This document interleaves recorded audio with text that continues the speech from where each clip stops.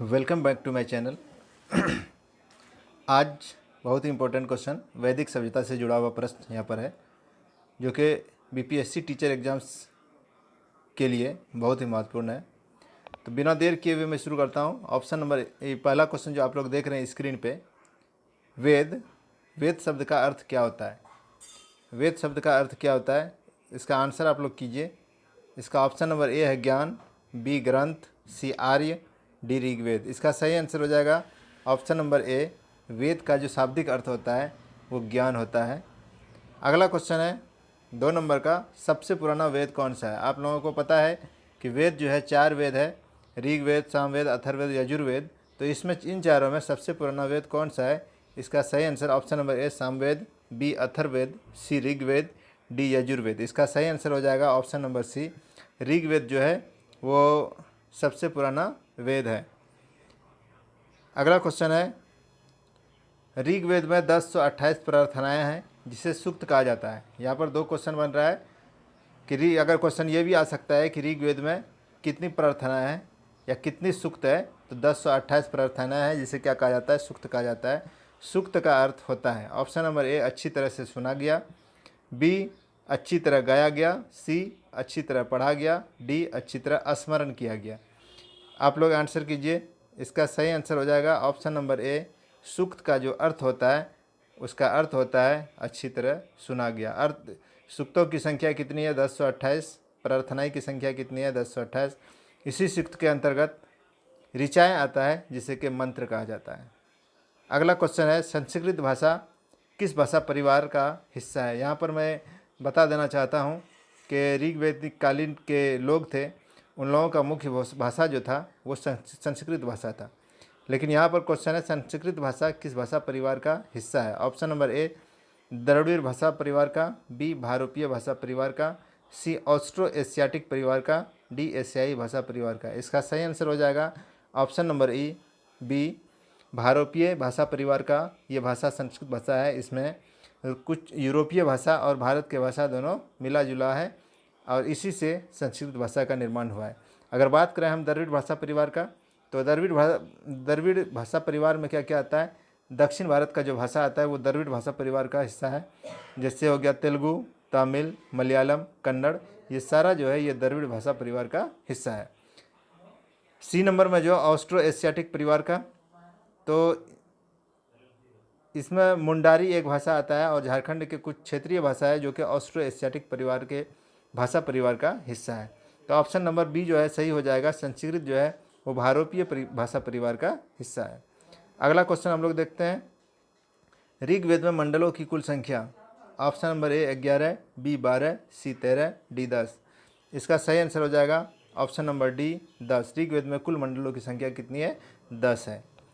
अगला क्वेश्चन, ऋग्वेद की रचना किनके द्वारा की गई थी? ऑप्शन नंबर ए पंडितों के द्वारा, बी लेखकों के द्वारा, सी ऋषियों के द्वारा, डी इनमें से कोई नहीं। इसका सही आंसर हो जाएगा ऑप्शन नंबर सी।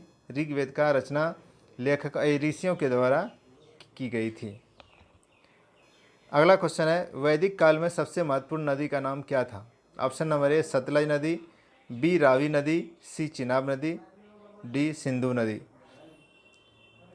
तो इन चारों नदियों में सबसे महत्वपूर्ण नदी जो था, जो कि वैदिक काल में सबसे महत्वपूर्ण नदी था, वो था D option number D Sindhu नदी। ऋग वैदिक काल के लोगों के लिए सबसे महत्वपूर्ण नदी था। अगला क्वेश्चन है, भुर्ज एक पेड़ होता है जो कि हिमालय के क्षेत्र में पाया जाता है, पहाड़ी इलाकों में पाया जाता है, पत्ता उनका चौड़ा चौड़ा होता है। भुर्ज वृक्ष की छाल पर लिखा गया ऋग वैदिक पांडुलिपि कहाँ से प्राप्त हुआ था? ऑप्शन नंबर ए सिंध से, बी पंजाब से, सी कश्मीर से, डी लाहौर से। तो ये जो प्राप्त हुआ था ये कश्मीर से हुआ था और इस पांडुलिपि को महाराष्ट्र के संग्रहालय में अभी तक रखा गया है, उसको देख सकते हैं। क्वेश्चन नंबर 9, ऋग वैदिक काल में परिवार था मतलब किस प्रकार का परिवार था? पितृसत्तात्मक या पुरुष प्रधान, मातृसत्तात्मक, महिला प्रधान, या दोनों, डी नंबर इनमें से कोई नहीं। इसका सही आंसर हो जाएगा ऑप्शन नंबर ए। ऋग वैदिक काल में जो परिवार था वो पितृसत्तात्मक था, क्योंकि परिवार का मुखिया जो होता था वो पुरुष होता था। अगला क्वेश्चन है, ऋग्वेद के किस मंडल में जाति आधारित वर्णों का वर्णन किया गया है? ऑप्शन नंबर ए 8वें मंडल में, बी 7वें मंडल में, सी 10वें मंडल में, डी इनमें से कोई नहीं। इसका सही आंसर हो जाएगा ऑप्शन नंबर सी 10वें मंडल में जाति आधारित वर्णों का वर्णन किया गया है।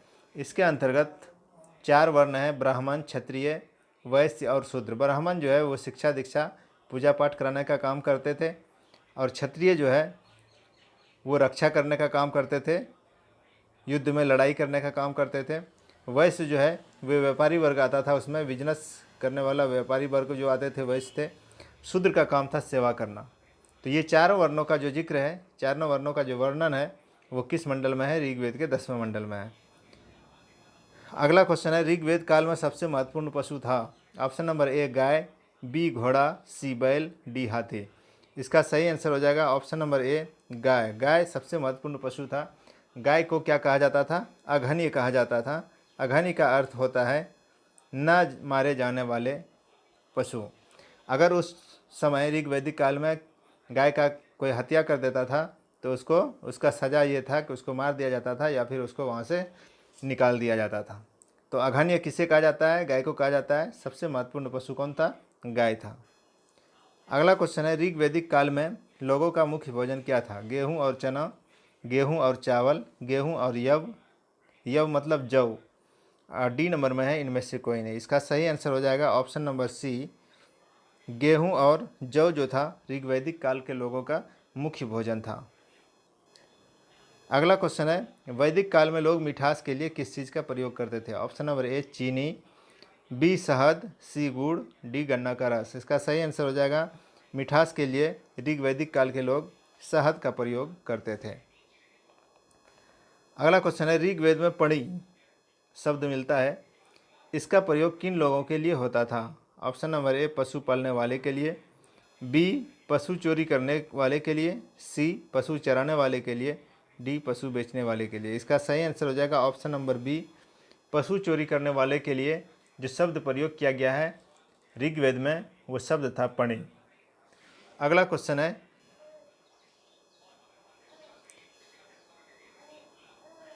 ऋग्वेद काल के लोगों के लिए सबसे प्रतापी देवता किसे माना जाता था?